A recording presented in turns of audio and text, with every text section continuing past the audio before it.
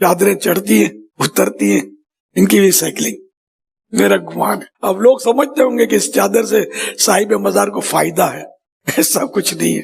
साहिब मजार को कोई फायदा नहीं है। बेहतरीन चादर किसी ने चढ़ाई, फिर उसमें कोई सादा चादर चढ़ाते फिर वो छुप जाती है। मजार में चादर चढ़ाना जायज है, मैं नाजायज नहीं कह रहा, लेकिन मैं आपको समझा रहा हूँ कि ये नहीं इतना ढेर लगा देते हैं यार। मेरे ख्याल में अगर एक दुरूद शरीफ पढ़कर साहिब मजार को भी इसाले सवाब कर देना, इससे इनको खुशी हासिल हो। एक चादर हो खूबसूरत सी, बेशक उसमें दुरूद हो कलमा जो भी लिखा हुआ हो, लोगों पर इसका रोब असर होता है। साहिब मजार को अब भी इसका चादर का कोई फायदा नहीं।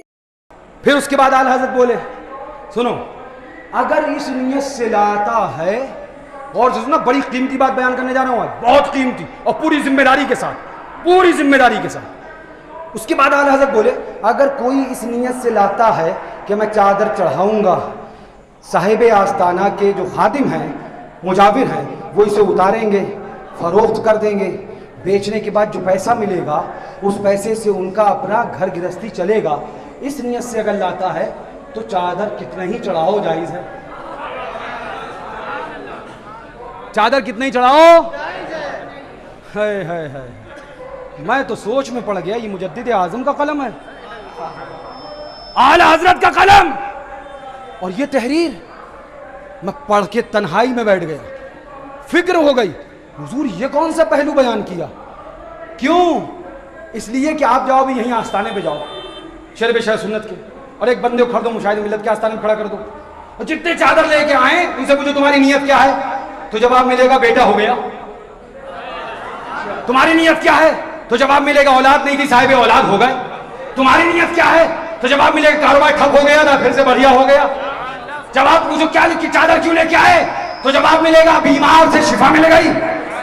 एक आदमी 1000 में तुम्हें यह कहते नहीं मिलेगा कि चादर इसलिए लाए हैं कि चढ़ाएंगे, फिर साहिब आस्ताना के जो खादिम हैं वो उतारेंगे, इसे बेचेंगे, फिर उसके पैसे से उनका घर चलेगा। एक आदमी ये नियत लिए नहीं मिलेगा, एक आदमी ये नियत लिए नहीं मिलेगा। अब मैं सोच में पड़ गया, हुजूर आला हजरत जो नियत वाक़ई नहीं है, जिस नियत का वजूद नहीं है, जो नियत मौजूद नहीं है, उस नियत को लिखकर चादर के जायज होने का फतवा क्यों? बहुत कीमती बात बताने जा रहा हूं। और एक बात और बता दूं, ये नियत ऐसा नहीं कि आज नहीं है, आला हज़रत के जमाने में भी वही नियतें थी जो आज हो रही हैं। जो भी चादरें जाती थी वो कोई बच्चा हो गया, कोई मन्नत पूरी हो गई, कोई कारोबार हो गया, तो हकीकत में जो नियत मौजूद नहीं थी, वाकई में उसका वजूद नहीं था, उस नियत को लिखना और उसके बाद चादर के जवाज का फतवा देना। तो मैं फिर वही कहता हूं, मियां आला हजरत का सिर्फ लिखा हुआ मत पढ़ो, बल्कि वो भी पढ़ो जो आला हजरत के ख्यालात हैं। तुम खाली लिखा हुआ पढ़ते रहे, तुम उससे आगे बढ़े ही नहीं, और आला हजरत का करम हुआ, उनकी रूहानियत ने हमें वो पढ़ा दिया जो लिखा ही नहीं, जो लिखा नहीं। तो बोले क्या मतलब? हमने कहा आला हज़रत से सवाल किया जाए, हुजूर मामला क्या है? ये जो नियत आप बयान कर रहे हैं, हकीकत ये है ये मौजूद नहीं होती है, ये पाई नहीं जाती है। आस्तानों पे चादर लाने वाला कोई ये नियत नहीं करता है कि चादर साहिब आस्ताना का मुजाहिद उतारेगा, बेचेगा, उसका घर का खर्चा चलेगा। फिर आपने इस शिर्क को बयान क्यों किया? तो आला हज़रत की फीलिंग समझो, आला हज़रत के एहसास समझो। आला हज़रत ने ये शिर्क निकाली और ज़हन ये दिया कि चादर चल रही है तो चलने दो, लोगों मत मना मत करो, मना मत करो। अब मैं यहाँ पे एक बात और बता दूं, यहाँ पर एक बात और बता दूं, मुफ्ती अजमल शाह साहब फतावा अजमलिया में तहरीर फरमाते हैं ताज़िया शरीफ के लिए। काय के लिए? एक शिक लेके आए कि अगर पूछा गया ना दफनाना कैसा, तब शिक कौन सी लाए घुमा के, अगर कुरान पाक जैसे बोसीदा हो जाए, फिर उसके औराक मुंतशिर होके उड़ जाएं, बेअदबी का खतरा हो, तो फिर कुरान पाक को दफन करना ये जरूरी है कि बेअदबी ना हो। ऐसा ही अगर ताज़िया शरीफ भी बोसीदा हो जाए तो उसको भी दफन किया जा सकता है। जोर से बोलो। मैं सोचने लगा, हुजूर ये भी शिक पाई नहीं जाती है, इसका भी वजूद नहीं है। 10 दिन में कौन सा ताज़िया शरीफ बोसीदा होना है? नहीं होना है।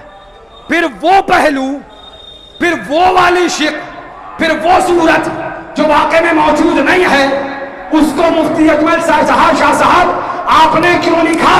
تو مفتی اجمل شاہ صاحب نے سبحان اللہ جواب دیا کہ مجھ سے نہ پوچھو، میں نے یہ تو اپنے اعلیٰ حضرت سے سیکھا ہے، انہوں نے بھی وہی شک بیان کری ہے جو موجود نہیں ہے۔ ان کا مشن یہ ہے کہ چادریں روکی نہ جائیں، چلتی رہے، اور میرا مشن یہ ہے تعزیہ امام حسین کا بنایا جاتا ہے، ان کی یاد ہوتی رہے، ان کا ذکر ہوتا رہے، ان کے جشن منائے جاتے رہے۔ لہٰذا یاد رکھو یہ شعر اہل سنت کی اور سے آئے ہو، میں کہنا چاہتا ہوں ان لوگوں سے جو چادروں پہ حملہ کر رہے ہیں، چادر روکنے کی بات کر رہے ہیں، مجھے جواب دے 500 روپے میں کس کی شادی ہوتی ہے، 50 روپے میں کس کی شادی ہوتی ہے، 111 روپے میں کس کی شادی ہوتی ہے؟ غریب سے غریب گھر، غریب سے غریب آدمی 2 سے 2.5 لاکھ میں شادی کیا کرتا ہے۔ تم چادروں کا پیچھا مت لو، تم چادروں کا اوپر حملہ نہ کرو، اس لیے کہ اعلیٰ حضرت فاضل بریلوی نے وارث پاک کی چادر بچائی ہے، صابر پاک کی چادر بچائی ہے، سید سالار کی چادر بچائی ہے، علاؤالدین علی احمد صابر کی چادر بچائی ہے۔ تم چیختے چیختے تھک جاؤ گے، مگر اعلیٰ حضرت کی چادر نہ رکی ہے نہ رکے گی، نہ ڈھکی ہے، نہ کسی سے روک ملی ہے نہ روک ملے گی۔ لہٰذا یاد رکھو، اعلان کے سنتے جاؤ کہ تم معمولہ اہل سنت جو کرتے تھے کرتے رہو اور پیغام دیتے رہو۔